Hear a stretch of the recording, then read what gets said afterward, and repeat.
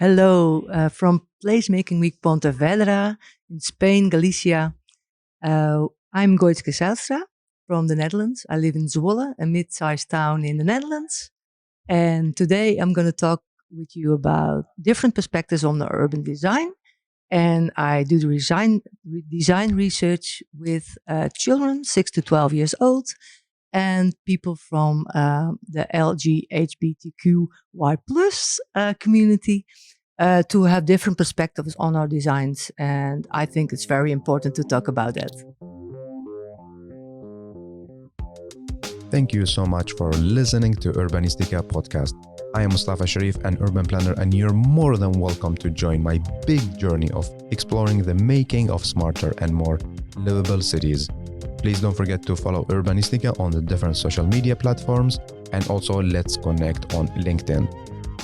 Big thanks to Urbanistica podcast partner AFRY. AFRY is an international engineering and design company providing sustainable solutions in the fields of energy, industry, and infrastructure. Are you ready for a new episode? Let's go for it.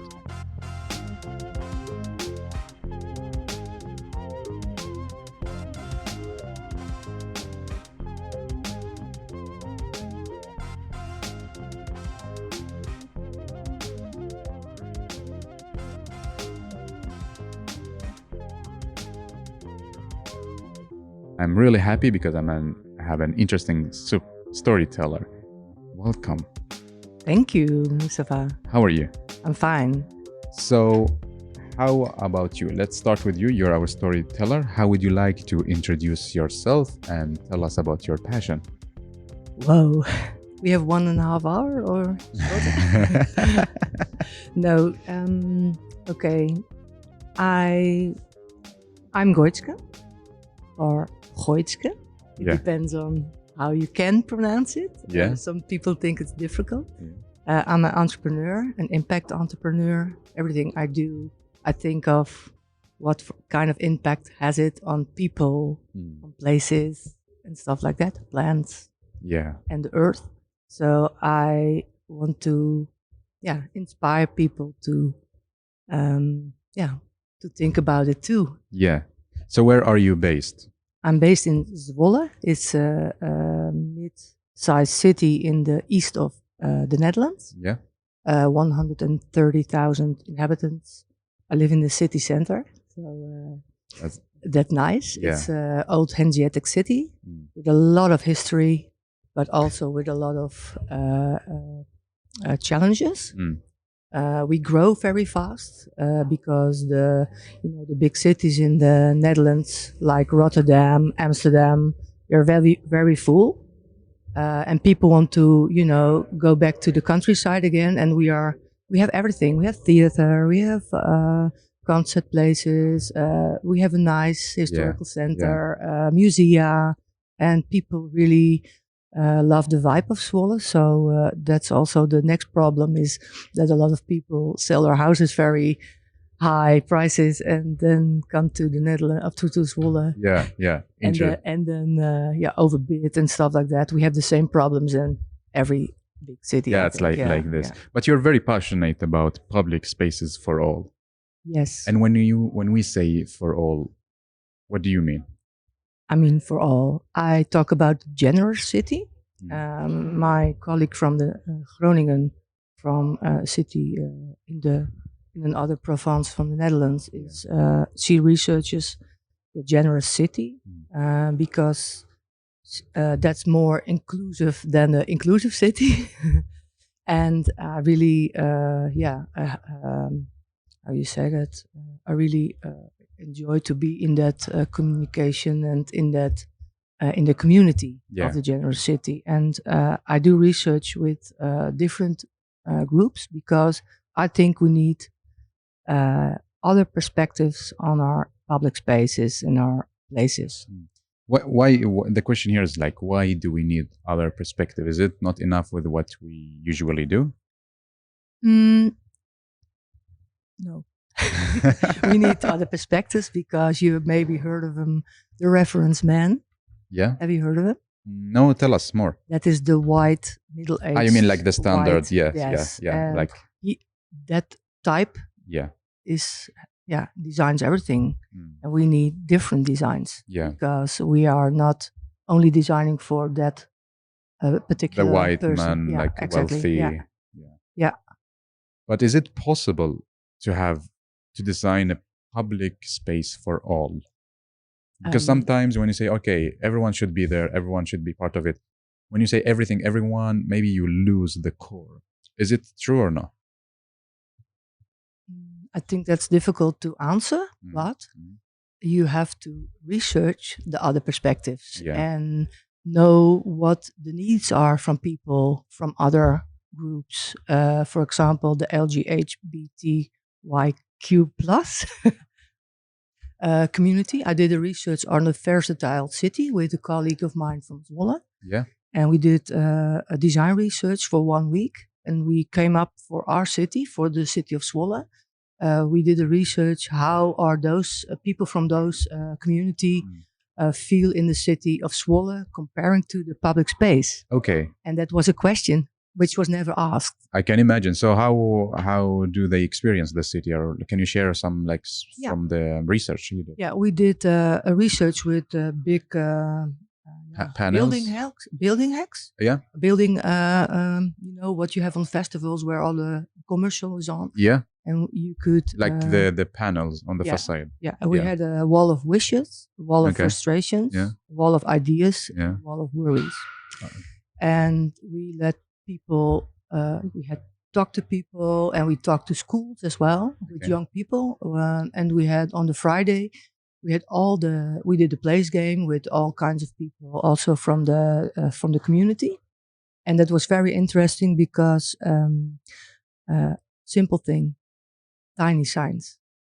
How do you recognize when a city or a village or an area or a place it welcomes you as one of the community? Okay, so you mean the like rainbow this flag? Okay, this could be part of. We called it tiny signs as a design form, because that can be tiny. It can be like a little tile on your building. It can be a big flag. Yeah. It can be maybe a rainbow zebra. Yeah. It can be different things. So it's like a detail to show that your city is really welcoming. Yes, but everyone. Also for you as a person who is queer or homosexual or transgender or all those letters from we call it the letter soup. Yeah. LGBT. Yeah. And that you see it, because that's very important for the community. Yeah. Yeah. And what else you gather from this activity? On the Friday, the last day, we had all the input from the research. So did you wrote that? Okay, your research focuses on this group. Yes. Okay, so everyone knows. Okay. Yeah. Yeah. And also for the not people from letter soup. Yeah. And we had a design cafe with our urban designer from the municipality, some people on the creative creative industry, but also people from a school, etc. So you had the cafe. Yeah, we had a design cafe. What do you call it, design cafe? Because it's in a cafe. No, we called it ontwerp sessie, design session. Okay. Yes, but we were in the best coffee place from Zwolle, Espresso Bar Maling. My favorite spot. Yes. I meet there people every morning. I always go there. I live across the street. Yeah. And that's a place where everybody starts up in the morning. All kind of people come there. New people where you can talk to. Why are you coming? That's amazing. Because amazing. We as an urban practitioner, not all of us, but used to have this kind of design meetings in proper building studio or somewhere, like a very formal with a table and chairs, not like in a cafe. Yeah. We put up the big the plastic big building fences so we could see it. Okay. And we had all the information a little bit structured to give them input. Yeah. And they were in groups of 3 or 4 people. We had 5 little groups with young, old, queer, not queer, from the municipality, only one, that was Dushka. She is very interested in this subject because one of her children at home is in the letter soup. And she was interested for coming up transformations and new being built places to bring back the information and all the content to the table of their colleagues. Yeah. That's very important because we need those other perspectives. So, and that's and we spoke into the council meeting. Yeah. You have 5 minutes to tell about your research. Only. Yes, but it's on Monday evenings. Our council is having a meeting with the mayor and the alderman and all the council members. And they were all there, so we gave them all the manifesto. The manifesto with 5 points of interest. Can you tell us about these 5 points? Yes. Do you remember them? Not all by heart, but that was we are a rainbow city. Why don't we put out a flag every day? And not only on Transgender Day or not only in July or was it in June? Pride or but there are like 3 or 4 moments in the year where the flag is on the church, etc. Why don't we? That is the simple thing we can do tomorrow. We can do now. So they are talking about that. The next easy point of now, what can we do now, is put up tiny signs and think about that and maybe design some of them in the second phase of the project. We also had a different kind of mobile places. I can show you, but the listener can't see it. But we can put the link later. Yeah, we can. That's a very good idea because we did really, swing people's minds, and they were like aware of, oh my God, we didn't think of this. How? Like, tell me, what do you say? Mobile? No, a mobile meeting point. Okay. Where it is obvious that it is about a generous place. And that's a sketch. So our next phase will be to tactical something. Yeah. To do a tactical operation on one of the ideas. Okay. The other was a sort of in the bubble, it's called. They made also the names of the ideas. And that's also it's all about meeting, being aware of that there are other persons in your city than only the white male and female. True. So it's it's a very generous research, we think. And we were supported and funded by the Stimuleringsfonds, creative industries. So we were very proud of it. It was our own idea and we looked for funds. Yeah. And so we could do it. I mean, it's not always enough money, We had 1 week from in the morning to in the evenings and all those visits with the schools, etc. But we really made impact because on one school, there was a 14-year-old girl, she called Rosa, and she invited us on the school because she was saying a lot of homophobic people in my classroom. And I want to change that. So you have to tell about our research. And then something really interesting happened. Have you ever heard of the GSA? No. That's a gender sexual alliance. Okay. And that's like a little office in a school where you can come with your questions. And they decided after when we went that they want to have such an office in the school. Okay. Because of the 14-year-olds. Yeah, that's amazing. That's amazing. Yeah, it's a real activist for... Exactly. So what did the municipality say? Like you had 5 minutes, you hand in the manifesto? Of course. What did they say? Of course, we wrote it down otherwise, and we practiced it. My colleague did it. Like the pitch. The pitch, yes. Yeah. Otherwise, you forget things and you because it's very exciting to do it. Yeah. And they were very pleased. We had with 4 of the parties. We have 5 parties in the Zwolle Council. Okay. And with 4 of them, we already have a discussion.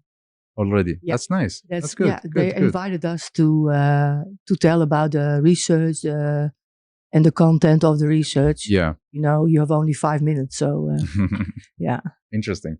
So like I want to link this because we are here in Pontevedra and we're gonna meet the placemaking Europe community and also from everywhere, from all other countries as well. my question to you, 2 questions now. What should placemakers stop doing?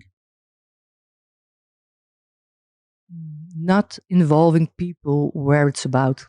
So if you talk about kids, talk with kids. If you talk about the people from the letter soup, LGBTQ+, talk to them, with them, design with them.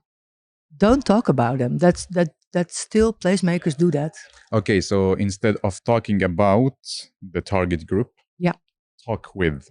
Always from the beginning of the process to the end of the process, because otherwise you are that white or that, that person who is thinking from their own perspective and not from the other perspective. Yeah, that's different. Yeah, because my 2 questions, like what should placemakers stop doing and start doing? So, but you answer both. Yeah, I answer both. Yeah. Yes, and exactly here in Placemaking Week, we also invited kids to work with us and not talk about them. We're gonna on the Wednesdays we have a workshop for adults. Yeah, where we let them see through the eyes of children. We have some amazing tools.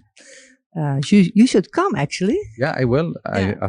Especially after I got you got the button. So and then we only have 1 hour and a quarter. So that's really short. Yeah. So what are you gonna do? We are going to. We have 3 tools. One tool is the Urban 95 tool, the stick with the masks.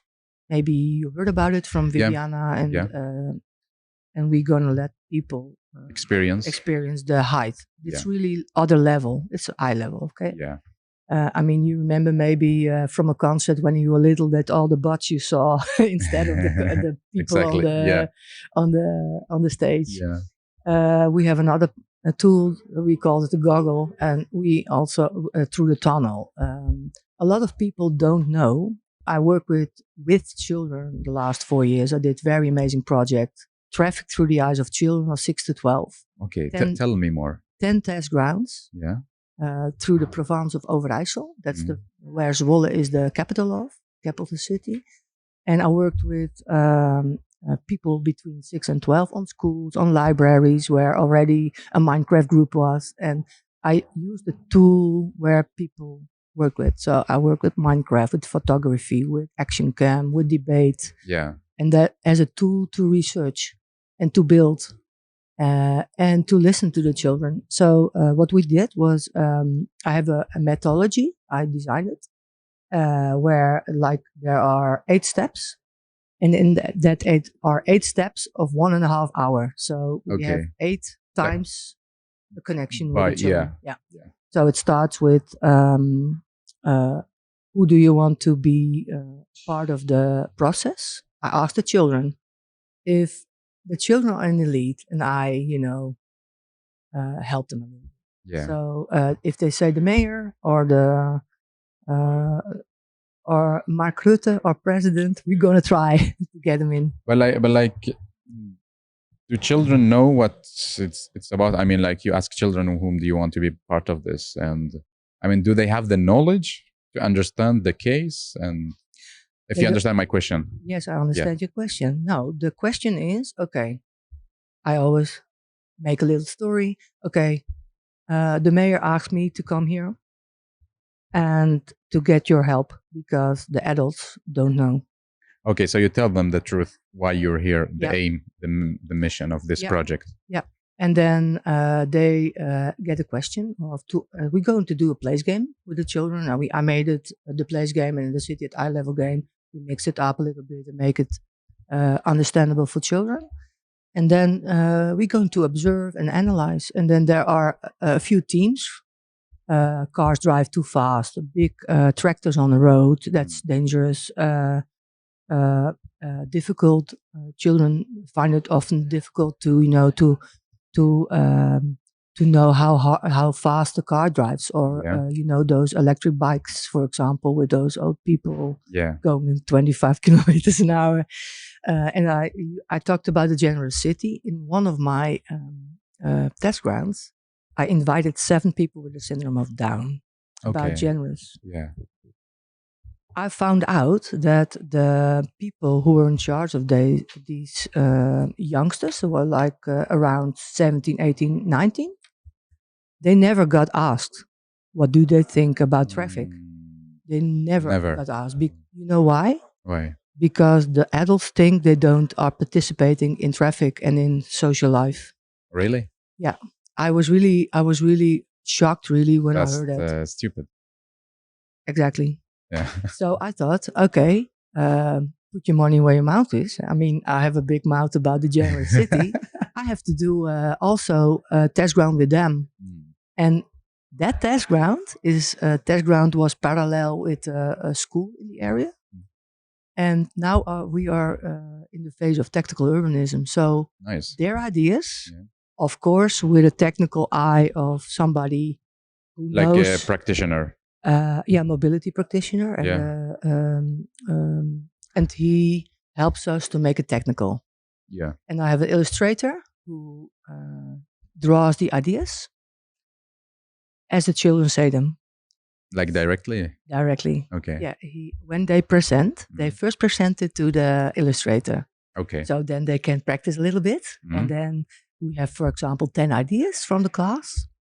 And that idea, he makes a big board of it. I can also send you a picture. So this project was about, you have like a traffic. Yeah, it's a project of 2 years. Okay, yeah. So you had an area and the aim was is to fix the traffic, make it better. Sometimes I let children choose because there was not really a problem, but maybe new ideas to improve it. How to improve it. Yeah. And then you made the workshop, my name tag. So you made the workshop with the children, right? And they came with the proposals. Yeah. And the illustrator did the drawings. The promise the adults make. Yeah. I will get them done. You know, like if you say, "Okay, we're gonna do this," I say, "Okay, Mustafa, when?" Wait. So you promise children to make their? I don't. The municipality, for example, or if you are the listener to the ideas and you can make a change. Yeah. And you say, okay, in 2 weeks I come back and then we're gonna tell you which of your ideas we think is very good. Okay. And then we're gonna do it. So you got how many? 10 proposals from children? I got 10 test rounds. Yeah. With almost 100 proposals. Oh wow. Yeah. So how many of these will be a reality? That depends on how. Sometimes it's slow. Sometimes somebody says we have 2 cities, or actually a rural area in Dalfsen. That's a little village, and then a tiny village with a school. Yeah. Like there are like 20 houses, and there's a big machinery with big tractors, stuff like that. So that's also a team over there. And in Zwolle, we made 2 test grounds and we put them together. So, okay. Yeah.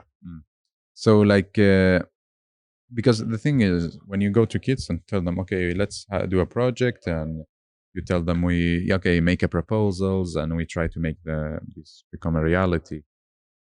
You need to keep your promise, and you need to deliver what you told them. So I'm asking if these projects are coming to be something, or no, they will stay as illustrations. No, they are becoming real.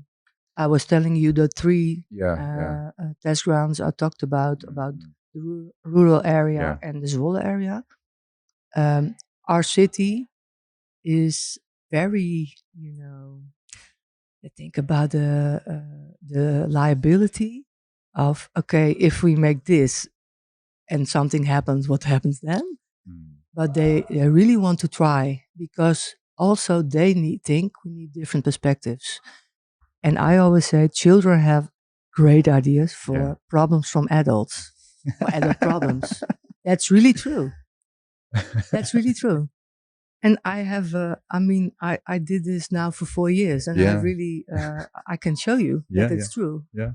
It's also many of my people that I talk with, they say it's hard to talk with children because sometimes they say unrealistic stuff. How can we turn what children say to more realistic? proposal or elements. At first, a lot of adults do the same. They don't talk realistic. Oh, no, I'm joking. That's very important to, you have to, it's the same in our kids group. We aim for that children get taken seriously. Yeah. I mean, as an adult, how it is to not being taken seriously, right? Yeah, I hate it. But everybody has a example. Yeah, of course. In children, it's about how you question them. Yeah. If you say, what do you think of that? Do you like it? Yes or no? If you first say yes, they say yes. If you say no, if you ask them, I have a very interesting... By the way, now we are hearing children. Because the studio is in the outdoor and now children passing. They are waving. They are waving for you also. Cool. So, yeah. Okay. Taking seriously. Okay. And then, sorry, I was distracted. Of children. Okay. That you have to take them seriously because otherwise they don't, they don't want to do something for you. I have a nice example. I was doing research on the station area in Zwolle. There were going to be transformation and ready already, but I did with 70 children from the age of 5, 6, 7 research. It was amazing. It was my first really big research, and we prepared everything. One of my questions to the children is, what do you see and what don't you see? About what? Urban. If you observe, like in the place game, what do you see? Okay, they have a different level, so they see different things. Okay. And then one of the other questions is, what do you think?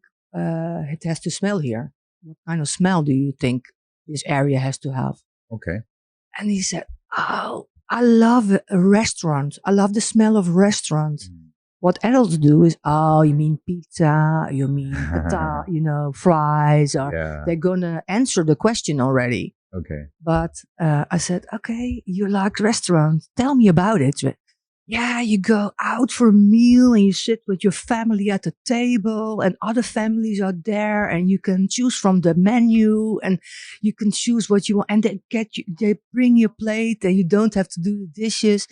That's an association. Yeah. And that's a different thing than, you like pizza or so. We as placemakers have to ask the good question. The good questions. Yeah, and ask again. What do you mean? Do you give options?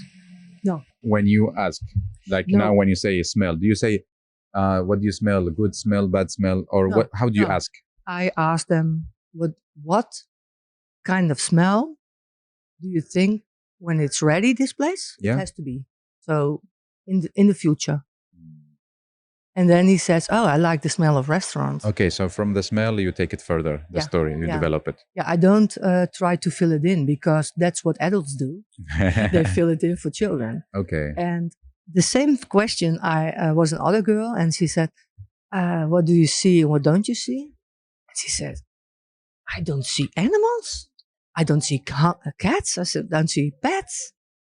For us, it's obvious, right? On the station area.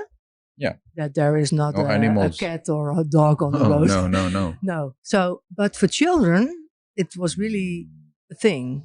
Yeah. So what is the right, children or adults, to see animals in the stations? Or do you think? Good question. I don't know. I think you can say something about safety, right?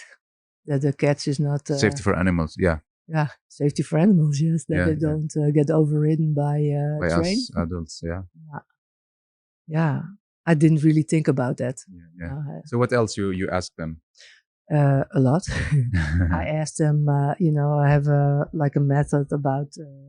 First, they observe outside. They're going to count how many bikes, how many cars, the thing we do in placemaking. Like observations. Yeah, and then we try to get a team or 1 or 2 or 3 teams from them, what they saw.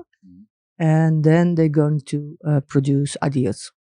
So I have 4 questions. The first question is, what would Elon Musk do, or something like that, or what would the smartest man on the planet do? What would somebody do in the year 3000? And then the interesting questions come. What would you do? Which idea would you provide where you have to laugh about very hard?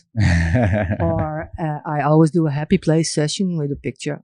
And then there are some words from that happy place, for example, family or sheep or whatever. What would you bring up for idea when you use the words of the happy place? So those 2 last questions are the most interesting, because then the ideas go, they're gonna laugh, woohoo! And, then the vibe is getting different. Yeah. Do you usually get the same answer, like when you ask what will Elon Musk do? No, I mean, what would the smartest people on Smartest Earth do? people, yeah. And somebody said, my father is my mother, Yeah. Cool. So, and then you ask, what would your mother do then? Yeah. And then they're going to think so about it. So are they similar answers? No. Different? No, different. Yeah, somebody says Einstein or Elon Musk or somebody from their neighborhood. No, I mean, like because you ask them, what will the smartest person do? And what will you do? The answer is the same or different? Different, huh? Yeah. Cool. Because now what I see is that you're activating children from the beginning to the end. Yeah.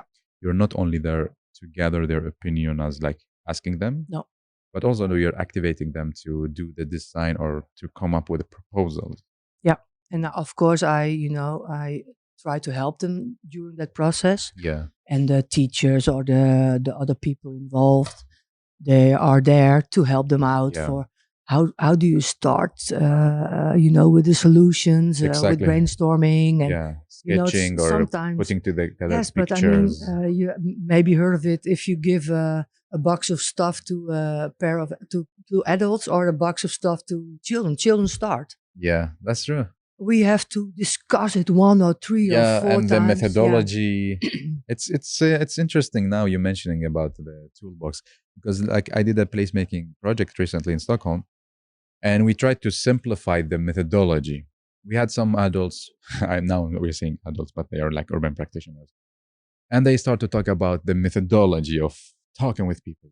I understand like methodology is important to have a structure, but they complicate it. So I think if people would see this method, they will run away and never talk to us.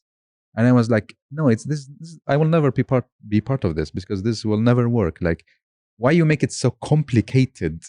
I mean, methodology for what? Yeah. Our aim is to listen to people and see what their needs, their dreams, and so on. Why are you complicating this? We are not like it's not like a rocket science thing. No, it's attention.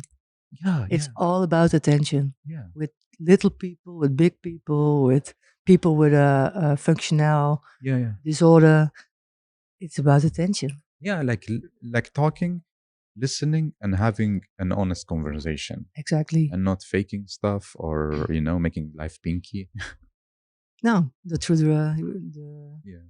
pink glasses. Yeah. Hi. So like, how long is this kind of project, like the one you did with children? I said there were 8 steps. Yeah. Because you have to know that children only have like a time span of 1.5 hour max. So to work, to listen to you. You mean like the maximum attention? Yeah. That's also a thing that people ask me. We have a workshop, takes the whole day with the children.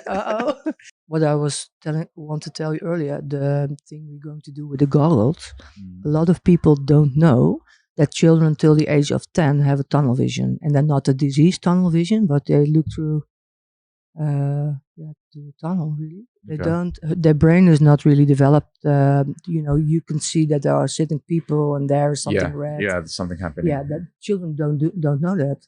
Another thing that children don't know till the age of 10 approximately is where the sound comes from the back, from the side, from that side, from the front. Now you have to know that children mix up fantasy and reality. And so there are a lot of scientific things which a lot of urban designers don't know. So you design a city, but not for children. True. True. So that's the perspective I'm talking about. We need more perspective. So with different peer groups. Yeah. Yeah. Take me back. So about like the process with the children. Yeah. So you meet them for 8 sessions, and each session maximum 1.5 hours. Exactly. And what do you do like from the beginning? How? First, get acquainted. Hi, I'm Gooitske. We're gonna work with you. The mayor sent me or something. I made it like up. Introduction. Like an introduction. Yeah. And they always ask, what is your age? And do you have pets? And, that kind of questions. Yeah. Are you married? Yeah, but that's, yeah, it's a and talk, then I'm going to tell what are we going to do the coming couple of days or couple of weeks. Yeah. It depends on how spread it is through the week. And then we're going to tell them we're going to work on traffic safety, but we want their opinion and their solutions for the things we see. And then I ask, okay, in the end, on the 8th step, we're going to do a presentation. Who has to be there? So the mayor, your mother or your father, or and of course, my client is always with me. Of course, with the first, because she always ever introduce the problem, if there is a problem, or the case. The case, yeah, and then she says, "I need your help so bad." Yeah. And what the interesting thing is that a lot of schools incorporate the traffic program in, for example, write a little essay about this project in Dutch. So they all the kinds of subjects they have normally at school. Yeah. For example, I introduced an architect in a workshop. They said, "Oh, we want to make a maquette, but how do we do that?" And I say, "Okay, I bring an architect, and she is going to tell you how to do it." That's so cool. But that's about science. It's about counting and scale, and so they learn a lot besides only being busy with the traffic subject. Yeah. So that's interesting if a teacher, realizes that she can use it in her lessons. In other integrated in the school subjects. What should we think about, like when we work with children, to make a project successful? What should we think about, like key elements? We should always remember these. The time span. What I was saying. The time span. 1.5 hours. Yeah. Always do something nice during. What is nice? Bring some fruit or bring some button. Yeah. Make them important. Yes. Or give. I did a T-shirt for the 7 adults with syndrome of Down. We designed a T-shirt. Okay, the house is called the Vensterhuis. Yeah. And the illustrator made it the Vensterhuis crew. Okay, so it's like give something. Yeah, because I get something. Okay, and should be something physical. Physical thing. Yeah. People love buttons. Yeah, like you. Yeah. I think you saw me smiling like a kid. No, but it's different. You wear them with pride. Yeah, exactly, exactly. And we give the kids as well. Next Okay. Thursday we give everybody, and they write a name on it. Tag. Yeah. Okay, so time and give something physical. Yeah, it can be something else than that, but this is what I do. Yeah. What is important? Think of the moment of the day where you work with them. So most of the time I work from lunch to the end of the day. So that is in the Netherlands, we start then at 12:30 till 2:00. Okay. Yeah. So then after that they go home to sports or Yeah. What is more important? Okay, tell them the truth. Be transparent about the question and that, and keep your promise. Yeah. That's actually the most important thing. And try to think about other questions than what would you do with a square? Because that is not, for me, that is not a good question. No, because now I love to hear from you. Usually when adults do the workshop with children, they don't put a space for other questions. They go directly and ask children, what should we do here? Give me an answer. And it's because like the budget and there's only, let's say, a few hours for workshops. So that's why adults just want an answer. Yeah. How should we think there? Take more time, of course. And if we cannot? I think you have to be really I don't know the English word, but in Dutch it means secure. What should we have? That if you realize that 2 hours is not enough, you must not do it. Just leave it. Say no. At first, when I come back, I go to Dublin as well to the Child in the City conference. Yeah, there are interesting things. So after that week, I'm going to work in Apeldoorn, in also a midtown city, a little bit larger than Zwolle. And at first, I got 3 hours for my whole process. And I said, they told you you get 3 hours. I said, no, I'm not going to do that. Okay. Because my quality is that process, and not at the first meeting get all the ideas. You have to negotiate, and you have to take them with you in that process. And if they need an architect to tell them about the scales, etc., for a maquette, there must be room for that. Okay. And in my process, there is it. So don't do like a shitty, low quality workshops. Exactly. Not for adults either. Not for nobody. Okay, so because the outcome is then. Because this will affect the outcome. Yeah, it does. Yeah. Interesting. What else should we think about? You mentioned time, being honest.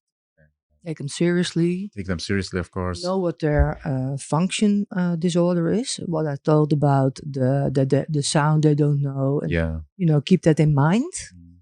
Prepare about behavior of children. Meet them and talk about what the expectations of the children are. Yes, and they talk about, I broke my leg one time on a roundabout on a bike, and that must not happen again. Yeah, those answers you get. I mean, you let that go a little bit, and then you go through the process.